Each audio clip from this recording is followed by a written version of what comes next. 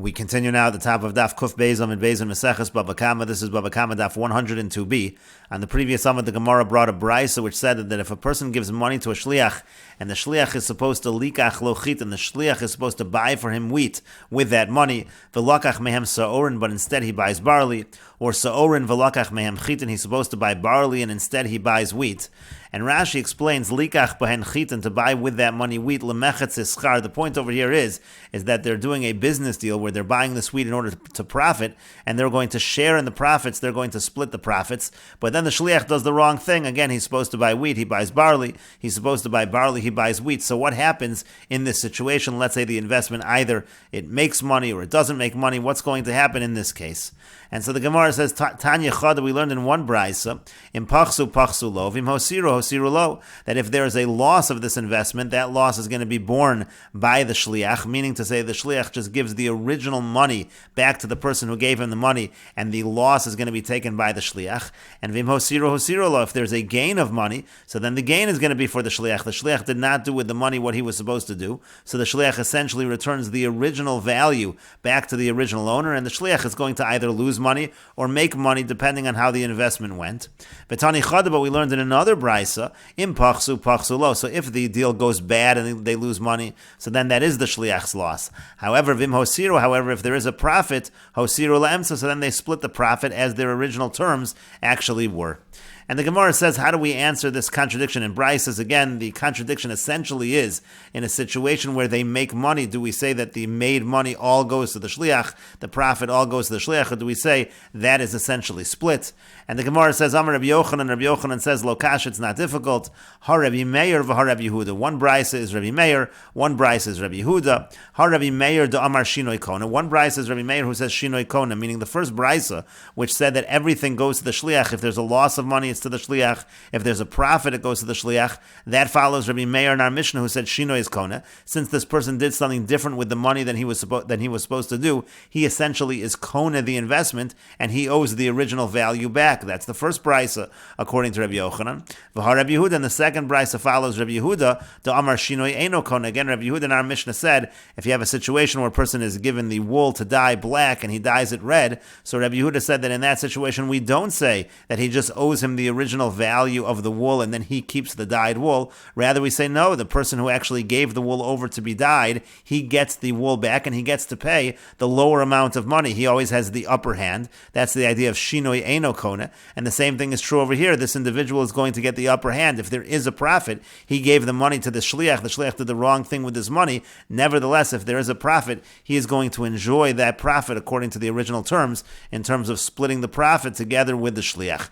That's the approach of Rabbi Yochanan. One brayse is Rabbi Meir, one brayse is Rabbi Yehuda. Rashi explains, Har Rabbi Meir, Kamma Rabbi Meir. The first brayse is Rabbi Meir. The Amar Shinoi Kona, says Shinoi is Kona. Basrais Rabbi Yehuda, and the latter brayse is Rabbi Yehuda. The Amar Shinoi Eino Kona, that Shinoi is not Kona. Umiu pachsu pachsu lo. Now Rashi does note, nevertheless, even though Shinoi is not Kona, so if Shinoi is not Kona, we should say if there's a loss of money, so then the original person should also lose money. That we don't say, only the shliach is going to lose the money. To lav say shadri, because he didn't appoint the shliach in order to make him lose money. It's almost as if in a situation where there's a loss of money, for that I didn't actually appoint you a shliach. In any case, this is the approach of Rabbi Yochanan, that one brisa is Rabbi Meir and one brisa is Rabbi Yehuda. And the Gemara continues, Maskef lo Rabbi Elazar. Rabbi Elazar asked the following question: Mimai, how do you know that the machlokas Rabbi Meir and Rabbi Yehuda in our Mishnah would actually apply to this case? Dilma adkan lo kama Rabbi Meir. Maybe Rabbi Meir only said his halach of Shinoi Kona, ela b'midi dechazi le legufe, by something which we're talking about that you're going to use the actual object. So there Rabbi Meir says the person does the wrong thing, Shinoi Kona. Avol l'schora, but let's say we're talking about a business deal, so lo amar, so maybe Rabbi Meir would not say his halach in that case. Rashi explains, legufe tzemer lilbosh, by wool you're going to wear it. V'safsel lehishtamish, by a bench you're going to use it. Avol l'schora, but if we're talking about business, b'chol mididi korav, anytime there's a profit, nichole v'chiyosiru lav shinoyo. So there, he wants any kind of profit, meaning if a person gives money to an agent and says, I want you to buy wheat, and then the person buys barley and there's a profit, well, in that situation, the person didn't really care about the wheat, he just cares about the profit. And so therefore, that's not even really a shinoy if there's a profit. I gave you money for the purpose of investing and making a profit. That's exactly what you did, and therefore I'm going to share in the profits. That's essentially what Rabbi Elazar is arguing over here. In a situation of sechora, Rabbi Meir might say that shinoy is not kona. Avol l'schora lo amar, but maybe when when it comes to a business deal. So then again, Rabbi Meir would not say that same idea of Shinoi Kona. And so therefore the Gemara says a different resolution according to Rabbi Elazar, because we still have to resolve the contradiction in brises. Elamar Rabbi Elazar, rather Rabbi Elazar says, Havahar Rabbi Meir, it could be that both brises are Rabbi Meir. V'lo kashan is not difficult. Kan la'achil. In one case we're talking about when you're doing it for consumption purposes, meaning if the purpose of giving the money over was not for the purpose of an investment, but it was for the purpose of use. So that's the first brisa, so that's where we say Shinoi Kona. But kan l'schora, but the latter brisa, which says that if there was a profit, then they both enjoy the profits, Shinoi is not Kona. That's talking about when there's a situation of business, and therefore, according to that answer, you could say that both brisas are actually Rabbi Meir. And the Gemara continues, Machku Allah b'ma'arava. They laughed about this in the West. Rabbi Yochanan aliva to Rabbi Yehuda. According to Rabbi Yochanan, within Rabbi Yehuda's opinion, meaning to say, Rabbi Yochanan had answered that the latter brisa follows Rabbi Yehuda, and what we're essentially saying is that when the person gives the money to the agent, and the agent goes ahead and buys the wrong thing, in that situation we say Shinoi is not Kona, and therefore if there's a profit, they both split the profits in that case. And so the question they asked on this was as follows. But if the person is going and buying wheat, the investment over here is wheat, and the person goes and buys wheat, remember he was told not necessarily to buy wheat, he was told to buy barley, instead he goes ahead and he buys wheat. Now when he's buying the wheat, he's giving over the money, the person selling the wheat has no idea that the shliach is a shliach, he doesn't know that he's an agent, therefore he thinks that he's giving it over to the shliach. So how is there ever a kinyan on behalf of the person who gave the money to the shliach, who told the owner of the chitin that he's supposed to be makne it over, that he's supposed to be makne it over to the original person who had the money? There's no knowledge over here by the Baal Chitin that we're talking about a shliach. And the Gemara says, well, one second. If you're going to ask that question, Maskef Rav Shmuel Bar Sisrati. So Rav Shmuel Bar Sisrati asks, if so, if you're going to ask this question, that the person giving over the wheat doesn't know who he's giving it to, he doesn't realize this person's a shliach. So that's not only a question when the shliach changes what he's supposed to do. Afilu chitin v'chitin nami. Even in a situation, afilu chitin v'chitin nami lo. Even in a situation where he told him to buy wheat, and he does buy wheat, but again, the seller has no idea that there's a shliach, and there we don't say that there's such a problem that just because you don't know the guy is a shliach, therefore you're not being maknet to the original person who owns the money. We don't say it over there. If you're going to say there's a problem in a case where the shliach doesn't do what he was told, there should be a problem even in a case where the shliach does do what he was told. And the Gemara says to that, Amar Rabbi Avo says, Shani chitin v'chitin. You can't ask that question because it's different when he's told to buy wheat and he goes ahead and he buys wheat. To shlichuse ka'avid, because in that situation he already is doing what he was told by the original balabayas. He's now the shliach of the balabayas. V'chi balabayas damin. He's exactly like the balabayas, and therefore it's obvious that it works on behalf of the balabayas. But if he's not doing what he was told to do, so in that case he's not really the shliach of the balabayas. The person has no idea that he's being maknet to the balabayas, and therefore that's why it's a question, why does that work? And Rashi explains again, Miho dio lemocher achitin, who let the person who's selling the wheat know, shalitzorech bal hamos and sheiknalo, that this is for the original owner of the money, that this person is a shliach, and he's really giving it to the original bal hamos, to katani hosir le'emsa, because again, what does it say in the brisa? It says that the profit is split between the shliach and the person who appointed the shliach. And Rashi explains, why is this question only lefi Rabbi Yochanan? The question was, according to Rabbi Yochanan, according to Rabbi Yehuda, who told the Baal Chitin? Why is it only a question on Rabbi Yochanan according to Rabbi Yehuda? It should be a question no matter who the author of that brisa is who says that they split the profit. And so Rashi says, no, b'shlam Rabbi Elazar aliva to Rabbi Meir. It makes sense according to Rabbi Elazar's answer. Rabbi Elazar said that both brisas are Rabbi Meir, even the latter brisa is Rabbi Meir, and according to that view, the idea was that the person really did do the shlichus. The shlichus was just to create a profit, and he created a profit. That actually will work out fine. Because according to that view, we're essentially saying that anything that the person does is fine with the original person who appointed the agent, as long as the agent makes a profit. So lav meshanu, so there really is no shinoi over here. He's doing exactly what he was told. The balabayis covered. He's doing what the balabayis sent him to do. V'kani balmos machzis aschar. Therefore, the original owner of the money is going to get half the profit. Elul Rabbi Yochanan, but according to Rabbi Yochanan's explanation, Diamar meshanu, who says that it really is a shinoi. He's not doing what he was told to do. V'lo have a shlichus, and this is not a shlichus. Umiu shinoi lo kani, but according to the latter brisa, we follow Rabbi Yehuda, and shinoi is not kona. But even if shinoi is not kona, kasha, we still have a difficulty. D'miman kaboy lemikni, because how is the kinyan happening over here? Halo kananu bal mos me'olam. The bal mos never is kona anything because there's no real shlichus over here, and the person selling the wheat has no idea that he's giving it to a different person. He thinks he's doing a business deal with the shliach, with the agent. And the Gemara continues, Teda, you should know that we apply this rule of shlichusei ka'avid to Tanan, as we learned in the Mishnah, echad hamakdish nechasav yechad hamarech esatzma, whether a person is makdish his property, or whether a person donates his value to the Beis HaMikdash, ein lo b'chsos ishto, v'lo b'chsos bonav, v'lo b'tzeva shetzava l'shmon, v'lo b'sandalim chadoshim, shalakachan l'shmon. We're not going to say that the garment of his wife, or the garment of his kids, or something that was dyed for his wife, or the new sandals that was bought for his wife and his kids, none of those things are going to be hektish, because that's not considered his property. That is their property. That's property that belongs to his wife. It's property that belongs to his children, and therefore that property will not be hektish. And so the Gemara now says, V'yamai, now why should that be the case? Leima hachanami, we should say over here as well, Mihodio litzava shiyiknet siva leisha, whoever told the person that's dyeing the garments that the kinyan here is not for him, but it's for his wife. Why do we say that it's automatically assumed that when this person dyes these garments, that's on behalf of his wife?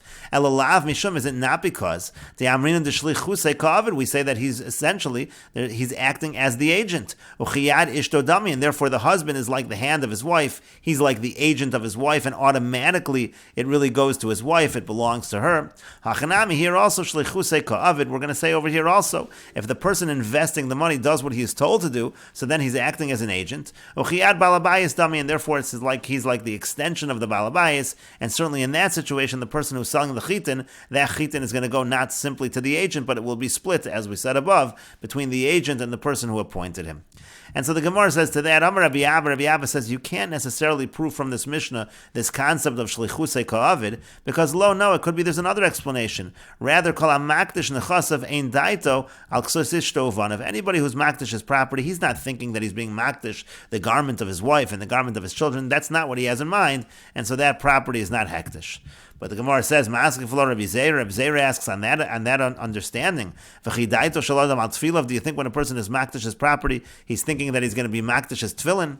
Utnani, yet we learned in the Mishnah, hamakdish nechasav, malin lo tefillin, that if a person is makdish his property, so we have to evaluate what the tefillin is worth. And so you see that even something maybe that he doesn't specifically have in mind is included, so you can't answer that he doesn't have in mind the garments of his wife and his children. But the Gemara responds, Abaye says back to him, yes, da'ito shaladim al tefillin, a person really is thinking about tefillin when he's makdish his property, because hamakdish nechas of savar, because somebody who's makdish his property is thinking, mitzvah ka'avidna, I'm doing a mitzvah, and therefore he is including tefillin in the hekdish. However, ve'ein da'ito shaladim al ksos ishto uvana, but it's true, a person does not have intention to make the garment of his wife or the garment of his children, that he doesn't want to be hekdish, misham eva, because that would just engender hatred, and so therefore we really could say that this Mishnah is not necessarily a proof to the concept of shlichusei ka'avid. But the Gemara still continues, Maskef la Rav Oshi asks on this, but one of the things that's taught in this Mishnah is people who are donating their value to the Beis HaMikdash.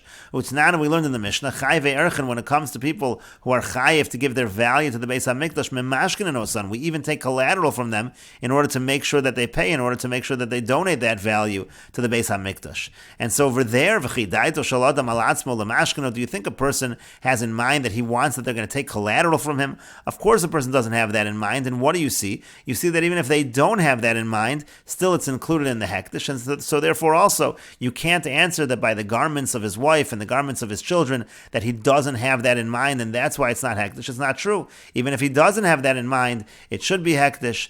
And so the Gemara instead says, Elam Rabbi Abba, rather Rabbi Abba says, Kol hamakdish nechasav, anybody who's makdish his property, nasa kemi shehikne lohen ksos ishto uvanav meikar. It's as if he already was makne the garment of his wife and the garment of his children to his wife and his children. He gave it over to them, and therefore that's why it's not included in the hektish. And again, according to this answer, you cannot necessarily prove that the shlichusei ka'avid, that automatically the person who's giving the dyed garments, let's say, back to this husband, that automatically we say is acting as an agent, and that's why it goes to his wife. Because even if it didn't go to his wife, we would say that at the time that he's making it hektish, he's makna all the property of his wife and his children to them specifically.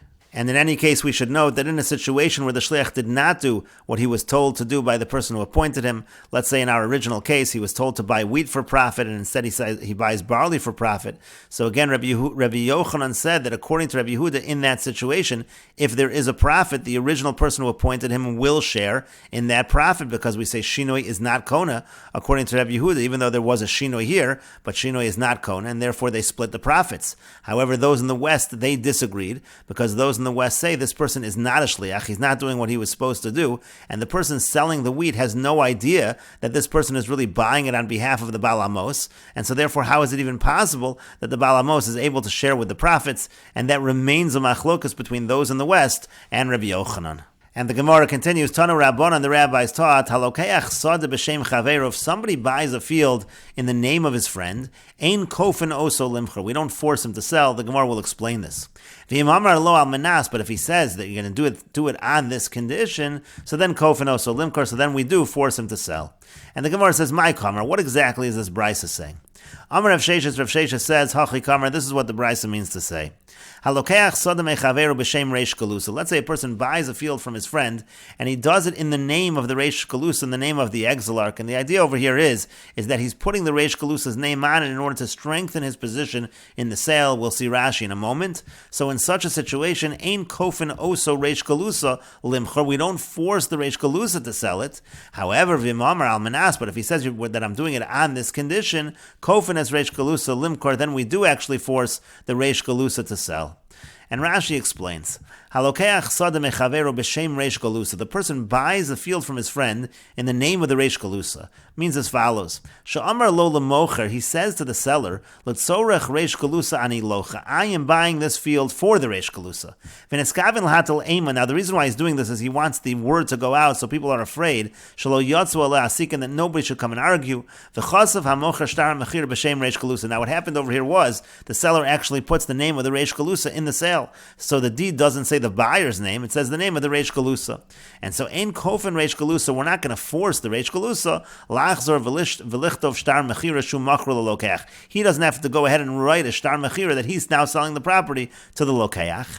However, v'im omer lo lokeach lemocher al menas sheyichtov li reish galusa b'shmo. If the buyer tells the seller that I'm doing all of this on the condition that the reish galusa should write in his name, l'shmi shtar acher, that he's going to write for me a new shtar, then kofen reish galusa limcher, then we actually would force the reish galusa to do that and to sell him the property. That's Rav Sheshes' understanding of the brisa. Again, he buys in the name of the reish galusa, you don't force the reish galusa, but if he says almanas, then you do force the reish galusa. And the Gemara now continues and analyzes Rav Sheshes' understanding of this brisa. Amar Mar, the master said, Halokeach sada b'shem reish galusa. If somebody buys a field in the name of the reish galusa, so the reish galusa's name is on the shtar, and kofen oso reish galusa limcher, we don't force the reish galusa to now sell it to this lokeach. And so the Gemara now says, Mechlal, now this implies, to Mikna Kanyale, that the actual lokeach is the real owner of this field, even though he's telling the seller to sell it to the reish galusa, but the real true owner is actually the lokeach. And the problem over here is Lema Pliga Divnei Ma'arava. This would seem to argue on those of the West that we quoted above. The Amri, because they say V'chimiho dio lebal chitin sheyikin chitin lebal abayis. Whoever told the bal chitin that he's giving this over to the bal abayis, meaning over here, this person who's selling is under the impression he's selling it to the reish galusa. And so, how is it even possible that the lokeach in this case actually gets the field, which is what it sounds like from Rav Sheshes, that the lokeach is the true owner? How is that true according to the Bnei Ma'arava? And the Gemara says to that, Imisham halokasha. If that's your difficulty, it's not a difficulty. Kagon do'ode lebal sad. That what happened was they let the owner of the field know. V'odinu l'sahadi, and they let the witnesses know as well. Everybody knows that what's going on here is really a sale to the lokeach, and that the purpose of involving the reish galusa is just so that nobody argues with this transaction. But the Gemara still says Ala'ema Seifa, but rather let's take a look at the end of the way Rav Sheshes understands this brisa. It says Al Minas, that if it's done on the condition that the reish galusa will sell it to me after, Kofen Oso reish galusa limcher, then we force the reish galusa to sell it. And the Gemara says, Amai, why should that be the case? V'leima reish galusa. Why doesn't the reish galusa just say, Lo yikaraychu ba'ina, v'lo zilosaychu ba'ina? I don't want your honor, and I don't want to be degraded by this whole transaction. As Rashi says, Lo yikaraychu shasisamosi rosh lahatelema. I don't care for the honor that you're considering me so important that everyone's going to be afraid to protest now. V'lo zilosaychu, but I also don't want to be degraded. Shatem boim lasos osi lemocher sadis. You're turning me into somebody who just partakes in transactions in order to affect the sales of fields. That's not something the reish galusa should be involved in. So how are we forcing the reish galusa to be involved over here? And so the Gemara instead offers an entirely different explanation. Elamar Abaye, rather Abaye says, Hachi Kamma, this is what the Bryce is saying. If somebody buys a field in the name of his friend, the Reish Galusa, the Mesoras Hashas takes out the words Reish Galusa here, and we will continue with this discussion in the next video on Daf Kuf Gimel Amud Aleph.